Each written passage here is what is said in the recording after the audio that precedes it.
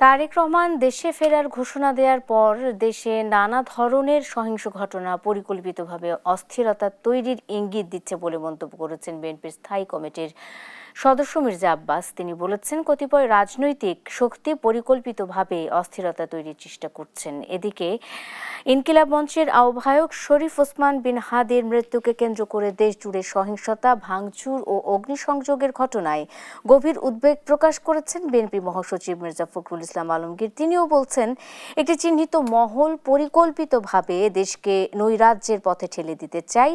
এই গোষ্ঠী গণতান্ত্রিক উত্তরণের প্রক্রিয়াকে অনিশ্চিত করার ষড়যন্ত্র করছে। অন্যদিকে প্রধান উপদেষ্টা বলছেন, আমরা আজকে তোমাকে প্রিয় হাদি বিদায় দিতে আসিনি, আমরা তোমার কাছে ওয়াদা করতে এসেছি। তুমি যা বলে গেছো সেটি যেন আমরা পূরণ করতে পারি। আজ শনিবার বিকেল বেলা ৩:৫০ দিকে ঢাকা বিশ্ববিদ্যালয়ের কেন্দ্রীয় মসজিদ সংলগ্ন জাতীয় কবি কাজী নজরুল ইসলামের সমাধির পাশে ওসমান হাদির দাফন সম্পন্ন হয়। সবাইকে স্বাগত জানাচ্ছি। RIL অ্যাঙ্গেল চ্যানেল SQ নিবেদিত দেশ সাম্প্রতিকে আমি সোনিয়া হক আপনাদের সাথে আছি। শোক হোক শক্তি ও আগামীর বাংলাদেশ আজকের আলোচনার বিষয় রেখেছে এবং এরই মধ্যে আমার অতিথিরাও যুক্ত হয়ে গেছেন আমার সাথে। আজকে যুক্ত হয়েছেন অধ্যাপক ডক্টর হাসানাত আলী, উপাচার্য, নওগাঁ বিশ্ববিদ্যালয়ে, তিনি আছেন আমার সাথে যুক্ত হয়েছেন আলাউদ্দিন মোহাম্মদ, যুগ্ম সদস্য সচিব, জাতীয় নাগরিক পার্টি NCP। দুজনকে স্বাগত জানাচ্ছি। এবং এমন একটা পরিস্থিতিতে, এমন একটা দিনে আপনাদেরকে আমন্ত্রণ জানিয়েছি, কথা বলতে রেখেছে এমন একটা বিষয় নিয়ে যে বিষয়টি আসলে জাতির জন্য দুঃখজনক এবং আমরা সেই দুঃখ অনুভব করছি। ওসমান হাদি এখন আর কোনো একজন ব্যক্তির নাম নয়। ওসমান হাদি এখন একটা জাতীয় প্রতীকে পরিণত হয়েছে। তিনি শক্তি, সাহস এবং ঐক্যের নাম। আমি শুরু করতে চাই আপনাকে দিয়ে আলাউদ্দিন মোহাম্মদ। শোক হোক শক্তি ও আগামীর বাংলাদেশ। ওসমান হাদি একেবারে খুব কাছ থেকে জুলাই বিপ্লবে আপনাদের সাথে অংশগ্রহণ করেছেন এবং আজকে আপনারা দেখতে পাচ্ছেন আপনাদের একজন সহযোদ্ধা আক্রান্ত হলেন, তাকে হত্যা করা হলো নির্মমভাবে এবং আপনারা তাকে সমাহিত করে গেলেন। এরপর কি আলোচনা? আপনাকে ধন্যবাদ। আমার সহ-আলোচক এবং যারা দেখছেন সবাইকে শুভেচ্ছা জানাচ্ছি। আজকে বাংলাদেশের জীবনে একটি মর্মান্তিক দিন, একই সাথে এটি একটি আশাব্যঞ্জক দিনও বটে। কারণ আমরা অনেক দিন পর বাংলাদেশে সকল শ্রেণীর পেশার মানুষের একটা সম্মেলনও দেখতে পেয়েছি এই শোককে কেন্দ্র করে, এবং একই সাথে মানুষের মাঝে আমরা সেই আশাবাদ দেখতে পেয়েছি তারা আসলে যেই বাংলাদেশকে দেখতে চায় সেই বাংলাদেশের কথা বলে যদি কেউ এখানে আক্রান্ত হয় তাহলে জনগণ তার পাশে এসে দাঁড়ায়। জনগণ আসলে সেই আকাঙ্ক্ষাকে ধারণ করে এবং জনগণ তার সংগ্রামকে কেবল ব্যক্তির সংগ্রাম হিসেবে না নিয়ে একটা সামষ্টিক সংগ্রাম হিসেবে বিবেচনা করে। তো এই যে একটা উপলব্ধি হলো, এই উপলব্ধিটা আমার মনে হয় অনেক গুরুত্বপূর্ণ। আর স্বাভাবিকভাবেই ওসমান বিন হাদির মৃত্যু আমাদের এই সময়ের গণতন্ত্রের জন্য একটা বড় আঘাত, এবং আমরা স্বাভাবিকভাবে দেখেছি যে মৃত্যুর পর তাকে ঘিরে যেই ঘটনাগুলো ঘটেছে, বিশেষ করে দেশের শীর্ষ দুটি সংবাদ মাধ্যমের অফিস পুড়িয়ে দেওয়া হয়েছে, সাংবাদিকদের আক্রান্ত করা হয়েছে, যার সাথে যে ঘটনার সাথে অথবা যে ঘটনার চেতনার সাথে ওসমান হাদির তার যে জীবন তিনি যাপন করে গিয়েছেন, যে সংগ্রাম তিনি যাপন করে গিয়েছেন, সেটার সাথে কোনো সম্পর্ক তার নেই, যে মতাদর্শের কোনো সম্পর্ক নেই, বরং এটা উল্টো সম্পর্ক আছে। আমরা দেখেছি যারা, আপনি একটু আগে যাদের কথা বললেন যে বাংলাদেশের গণতন্ত্রকে কক্ষিগত করা অথবা কোনোভাবে বাধাগ্রস্ত করার একটা অপচেষ্টা চলছে, আমি বিশেষ করে প্রথম আলো এবং ডেইলি স্টারের হামলার পর সত্যিকার ভাবেই স্বীকার করি, অনুভব করি যে বাংলাদেশে এই ধরনের একটি গোষ্ঠী আছে যারা যে কোনো সময়ে যে কোনো সুযোগ কাজে লাগিয়ে বাংলাদেশের গণতন্ত্রকে বাধাগ্রস্ত করতে চায়, বাংলাদেশের বর্তমান যে রাষ্ট্র কাঠামো সে কাঠামোটাকে বাধাগ্রস্ত করতে চায়, এবং তাদের যে নিজস্ব রাষ্ট্র, নিজস্ব মতাদর্শ, সেই মতাদর্শ বাংলাদেশের জনগণের উপর চাপিয়ে দিতে চায়।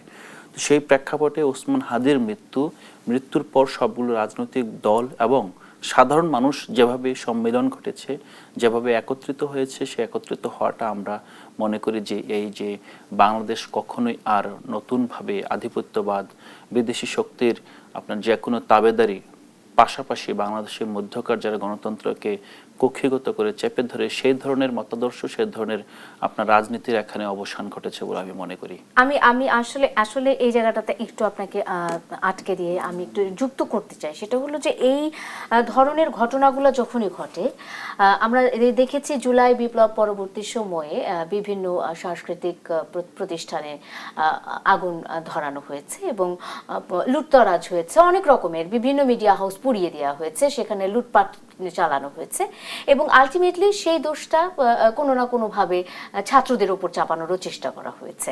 পরবর্তীতে দেখা গেছে যে যারা দোষী তারা নিজেরাই হয়তো বা সেই জিনিসগুলো আবার ফেরতও দিয়ে এসছে, এমনও হতে দেখা গেছে। কিন্তু এই যে ওসমান হাদির মৃত্যুকে কেন্দ্র করে দুটি বড় গণমাধ্যমকে জ্বালিয়ে দেওয়া হলো এবং এটি এক ধরনের ইন্ধনমূলক এবং এর পেছনে আসলে একটা পূর্ব পরিকল্পনা আছে, এটা অনেকেই ধারণা করছে। আপনারা সজাগ, মানে ওই সময়টুকু আপনারা কেন সজাগ থাকলেন না? কারণ আমরা দেখেছি জুলাই পরবর্তী সময়ে যারা এখন এনসিপিতে আছে, তখন বৈষম্য বিরোধী আন্দোলনে ছিল, তারা নিজেরা মন্দির পাহারা দিয়েছে, মসজিদ পাহারা দিয়েছে, মানে বিভিন্নভাবে তারা তাদের জায়গাটা ধরে রাখার চেষ্টা করেছে, ইমেজটা ধরে রাখার চেষ্টা করেছে। এই জায়গাটাতে আসলে এই যে এত বড় বড় দুটি গণমাধ্যম, এই দুটিকে পুড়িয়ে ফেলা হলো, আপনাদের কি মানে সে সময়টা মানে আপনারা কি ভাবেননি এরকম কোনো কিছু হতে পারে? এমনটা কি? প্রথম কথা হলো যে মানসিক প্রস্তুতি ছিল না? না, এখানে একটা বিষয় খুব স্পষ্টভাবে মানে আমাদেরকে আলাদা করতে হবে যে 5 আগস্ট থেকে 8 আগস্ট পর্যন্ত বাংলাদেশে কোনো সরকার ছিল না। সেই সময়ে ছাত্র এবং জনতার একাংশ ভিজিল্যান্ট হয়ে যেভাবে বাংলাদেশ রাষ্ট্রের স্থিতিশীলতা রক্ষা করেছে, আপনি একটি কর্তৃত্বশীল সরকার উপস্থিত থাকা অবস্থায় কখনোই কোনো গোষ্ঠীকেই আপনি প্রত্যাশা করতে পারেন না যে তারা সরকারের হয়ে কাজ করবে। এটা আসলে কোনো গণতান্ত্রিক অথবা কোনো সভ্য সমাজ, কোনো সভ্য রাষ্ট্রটা স্বীকৃতি দেবে না। আপনারা যেটা বলছেন যে হ্যাঁ, এটা অবশ্যই, এবং আমি বলবো যে যারা যে কোনোভাবেই এই দীর্ঘদিন ধরে ফ্রেমিং করে এসেছে এবং সরকারও দেখেছেন যেখানেই প্রবলেম হয়েছে ছাত্রদের ডেকে নিয়ে এসছে, তাদেরকে নিয়ে প্রশাসন অভিযান চালিয়েছে, এগুলো ভুল ছিল। এগুলো অন্তত রাজনৈতিক দল সংগঠন করার পর এনসিপির কোনো সদস্যরা এই কাজ করবে, এগিয়ে যাবে, এটা আমরা প্রত্যাশা করি না। এনসিপির সদস্যরা, এনসিপির সমর্থকরা রাষ্ট্রের যে কোনো প্রয়োজনে, জনগণের যে কোনো প্রয়োজনে যাবে কখন? যখন সরকার পারছে না, যখন সরকার মনে করছে যে এখানে জনগণের অথবা সামাজিক শক্তির সমর্থন দরকার। সরকারকে আমাদের কাছে সমর্থন চেয়েছে। আমি নিজে ব্যক্তিগতভাবে আপনার শাহবাগ থেকে প্রথম আলো কার্যালয়ের সামনেতে যেতে পারি নাই, মেন রাস্তায় গিয়ে গাড়ি নিয়ে ডেলি স্টারের আগে আটকে গেলাম। তারপর আমরা দেখেছি সেখানে পলাশীর প্রান্তরে যেভাবে আপনার ওই লর্ড ক্লাইভের বাহিনীর সামনে নবাবের লক্ষাধিক সৈন্যের বাহিনী দাঁড়িয়েছিল, আমরা সেখানে দেখেছি যে পুলিশ, আর্মি দাঁড়িয়েছে, ঠায় দাঁড়িয়েছে। তাদের অস্ত্র কেন দেওয়া হয়েছে? তাদেরকে আমি আপনাকে এখানেই থামাতে চাই আলাউদ্দিন মোহাম্মদ, কারণ আপনি একটা খুব গুরুত্বপূর্ণ জায়গায় এসেছেন। সেটি হলো যে সেখানে পুলিশ ছিল এবং আইন শৃঙ্খলা বাহিনী ছিল, তারা কি করছিল এই বিষয়টি নিশ্চয়ই নিয়ে আমরা আলোচনা করব। অধ্যাপক ডক্টর হাসনাত আলী, আপনার কাছে যেতে চাই আলোচনা নিয়ে। আমি শুরুতেই দুটো মন্তব্য উদ্ধৃত করেছি, সেটি একটি জনাব মির্জা ফখরুল ইসলাম আলমগীরের এবং আরেকটি জনাব মির্জা আব্বাসের। জনাব মির্জা আব্বাসও বলছেন যে আসলে নির্বাচনকে কোনোভাবে সহিংস ঘটনা পরিকল্পিতভাবে তৈরি করা হচ্ছে এবং যখন থেকে শোনা গেছে যে তারেক রহমান সাহেব দেশে ফিরছেন তখন থেকে আসলে এ ধরনের বিষয়গুলো আমরা দেখতে পাচ্ছি। বিভিন্ন জায়গায় কিন্তু সহিংসতার ঘটনা ঘটছে। শুধু তাই নয়, এবং মির্জা ফখরুল ইসলাম আলমগীর তিনিও বলছেন যে পরিকল্পিতভাবে দেশকে নৈরাজ্যের পথে ঠেলে দিতে চাচ্ছে কোনো একটি গোষ্ঠী। এই গোষ্ঠী সম্পর্কে আপনার কোনো আন্দাজ আছে কিনা? এবং এই সাথে এই প্রশ্নটাও তো জাগে যে নৃশংস হত্যাকাণ্ডের পর, ওসমান বিন হাদির নৃশংস হত্যাকাণ্ডের পর নির্বাচন নিয়ে কোনো রকমের শঙ্কা তৈরি হয়েছে কিনা, কিংবা আন্তর্জাতিক মহলে এ নিয়ে কি ধরনের প্রভাব পড়লো আপনার কাছে জানতে চাই অধ্যাপক ডক্টর হাসনাত আলী। ধন্যবাদ আপনাকে, ধন্যবাদ জানাচ্ছি আমার তরুণ প্রজন্মের অত্যন্ত মেধাবী মানুষ যিনি চমৎকার করে কথা বললেন এবং বাস্তব ভিত্তিক কথা বললেন। আমি তাকে সাধুবাদ জানাতে চাই। আমি আজকের এই দিনে প্রথমেই হাদির রুহের মাগফিরাত কামনা করছি। ওসমান হাদি আমাদের সন্তান, আমাদের ছাত্র, তিনি জুলাই বিপ্লবের সামনের কাতারে থেকে জাতিকে বাংলাদেশি রাজনীতি বা করার একটি পথ দেখানোর প্রচেষ্টাই ছিলেন। যে আমরা তো আসলে দেখতাম স্বাধীনতার পরেই কে চীনপন্থী, কে আমেরিকাপন্থী, কে ভারতপন্থী, কে পাকিস্তানপন্থী। সেই জায়গা থেকে হাদি বাংলাদেশের মানুষকে একটি স্বপ্ন দেখিয়েছিলেন যে বাংলাদেশপন্থী রাজনীতি করার সময় এখন এসেছে। সেটার একটা মুখ্য তরুণ সংগঠকের ভূমিকা পালন করছেন হাদি। আমি হাদির খুনিদের বিচার চাই, হত্যাকারীদের গ্রেপ্তার চাই। পাশাপাশি আপনি যে প্রশ্নটি করলেন সেটি তো বিএনপির নেতৃবৃন্দ বলেছেন, তাদের বক্তব্য। আমি একজন শিক্ষক হিসেবে এতটুকু বলতে চাই যে তারেক রহমান দীর্ঘ 17 বছরের নির্বাসিত জীবন শেষে যখন বাংলাদেশে আসার ঘোষণা দিলেন, তখন বিএনপি রাজনীতি, বেগম খালেদা জিয়া, জিয়াউর রহমানের আদর্শে যারা বিশ্বাস করে, যারা মনে করে দীর্ঘদিন বাংলাদেশপন্থী বা মধ্যমপন্থী গণতান্ত্রিক দলের যে নেতৃত্বের যে সংকটটি, বেগম খালেদা জিয়া অসুস্থ, জেলখানায়, তাদের দ্বিতীয় প্রধান ব্যক্তি নির্বাসিত জীবনে, এবং তাদের অগণিত নেতাকর্মীদের উপরে গত 18 বছরে যে অত্যাচার নির্যাতন, সেই দলটি একটি স্বপ্ন দেখছিল যে আগামী নির্বাচনের মধ্য দিয়ে তারা একটা ক্ষমতায় যাবে বা দেশে একটা নেতৃত্ব শূন্যতার জায়গা থেকে একটা নেতৃত্ব তৈরি হবে, যে নেতৃত্বে তরুণ প্রজন্মের নেতৃত্ব, যেটা 24-এর জুলাই বিপ্লবের একটা মূল জায়গা ছিল মেধাবী নেতৃত্ব, তরুণ প্রজন্মের নেতৃত্ব, সেই জায়গায় আসবে এরকম একটা স্বপ্ন মানুষ দেখছিল। তখন হঠাৎ করে এই হাদির নৃশংস হত্যাকাণ্ড, এবং এই হত্যাকাণ্ডের প্রথম প্রহরে কোনো প্রকারের তদন্ত ছাড়া, কোনো প্রকারের তথ্য সংগ্রহ ছাড়া বিএনপির একজন বর্ষিয়ান নেতা, যিনি ঢাকার মেয়র ছিলেন, মন্ত্রী ছিলেন, তিনি যখন হাসপাতালে গেলেন তাকে দেখার জন্য, তাকে কেন্দ্র করে কারা ভুয়া ভুয়া স্লোগান দিল, উত্তেজনা তৈরি করতে চাইলো, কারা সেখানে এক ধরনের মানে কি বলবো ট্যাগ মার্কিং করার একটা চেষ্টা করলো, সেখান থেকে কিছুক্ষণের মধ্যে ফেসবুকে পোস্ট দেখলাম একজন ছাত্র নেতার, নির্বাচিত নেতার, সেই পোস্টকে একটি দলকে ইঙ্গিত করা, সব কিছু মিলে পরে যখন হত্যাকারী চিহ্নিত হওয়া, হাদির সাথে তার মেলামেশা, আজকে দেখছিলাম হাদির সাথে কে তাকে পরিচয় করে দিল, তিনিও একজন একটি দলের বড় নেতার সন্তান, আজকে দেখছিলাম, সত্য মিথ্যা জানি না, এগুলো দেখছিলাম আপনি যেভাবে এটি বলছিলেন।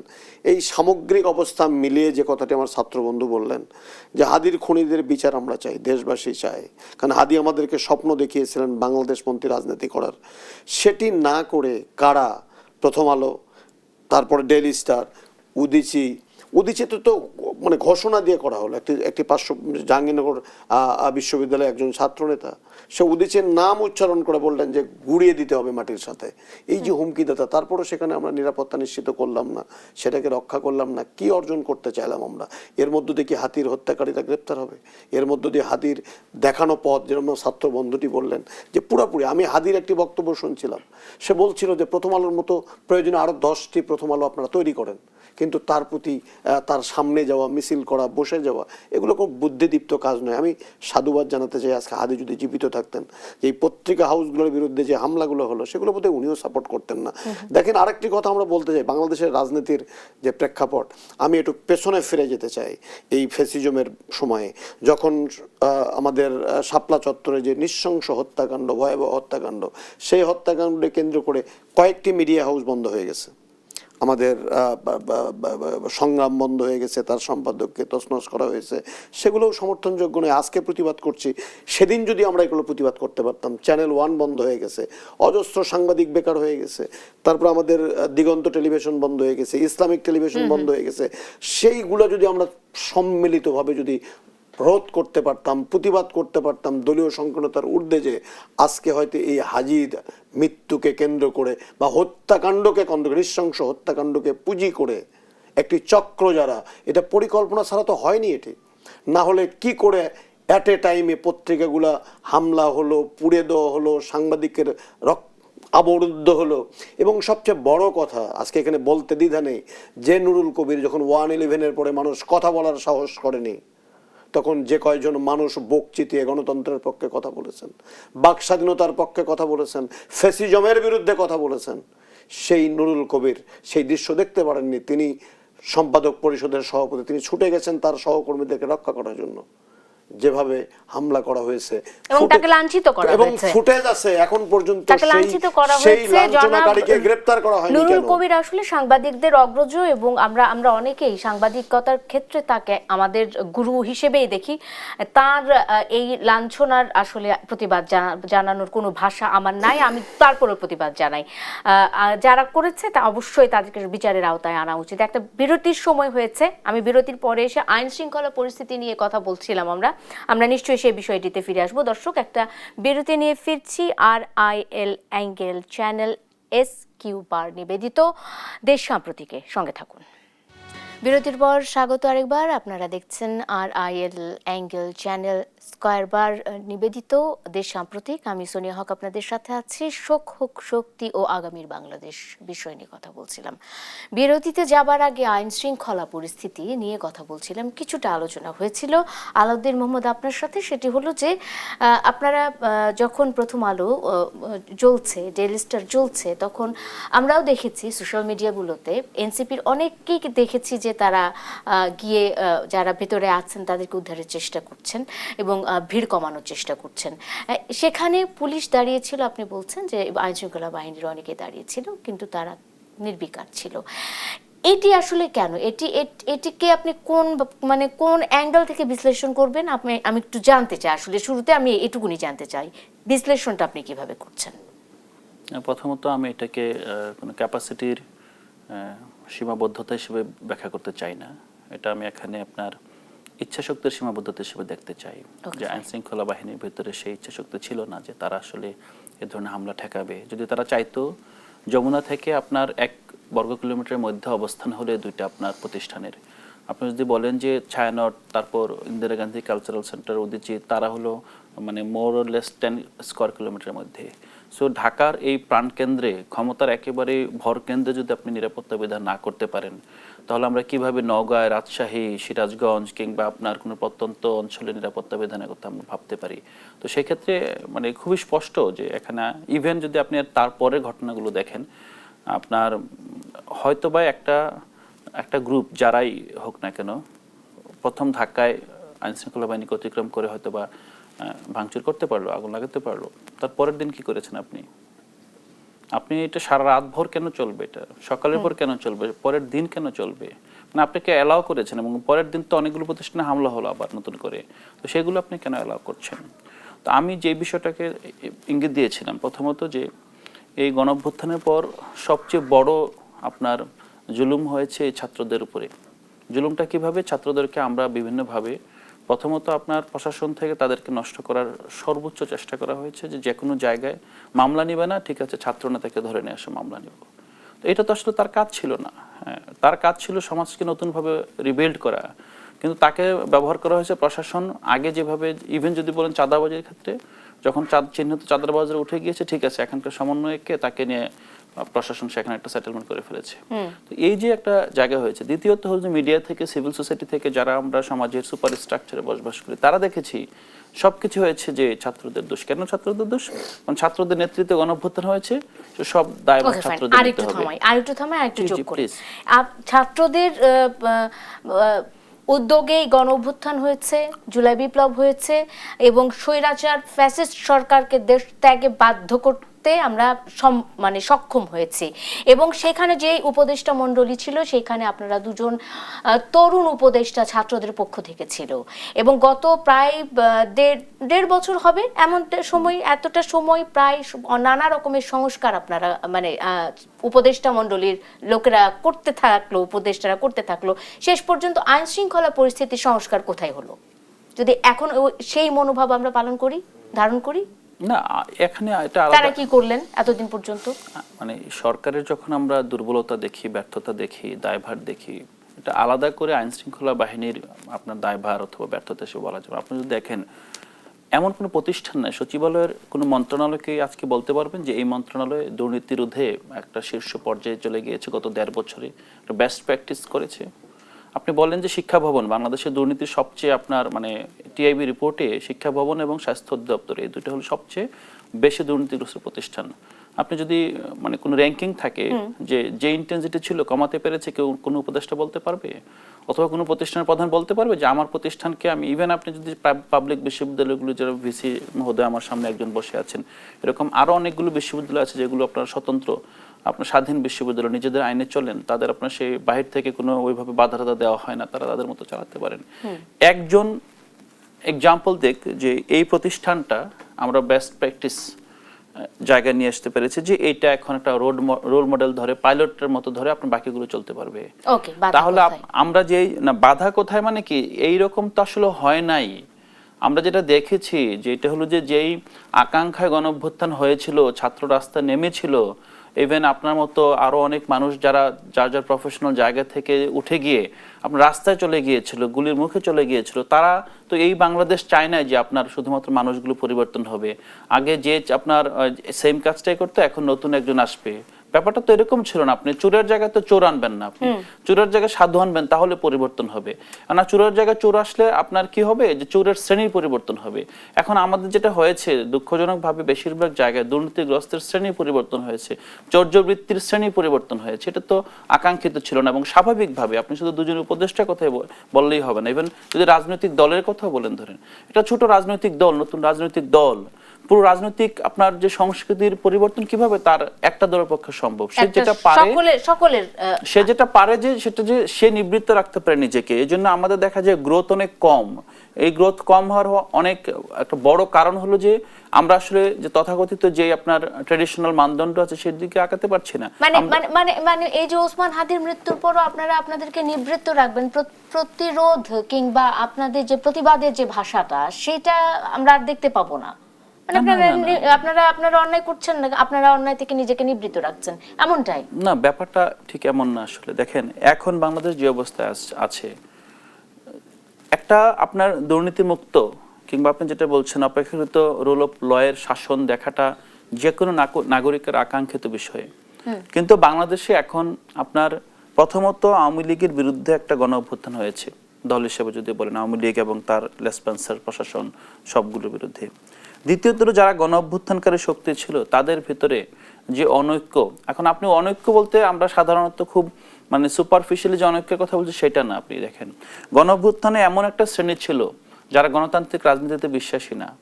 গণঅভ্যুত্থানে এমন একটা শ্রেণী ছিল যারা আসলে যে কোনো সরকার যে কোনো সময় মেয়াদে যাদের আসলে স্বাভাবিক সমাজে ব্যক্তি হিসেবে অপারেট করতে পারে কিন্তু কোনো কমিউনিটি হিসেবে রাজনৈতিক গোষ্ঠী হিসেবে অপারেট করতে পারে না, তারাও কিন্তু এখানে আছে। এখন আপনি যে জায়গায় স্যাবোটেজটা কি কোথা থেকে হচ্ছে, স্যাবোটেজটা আওয়ামী লীগ থেকে হচ্ছে নাকি সেই শ্রেণী থেকে হচ্ছে, আপনি কি নিশ্চিত? আপনি কিন্তু নিশ্চিত না।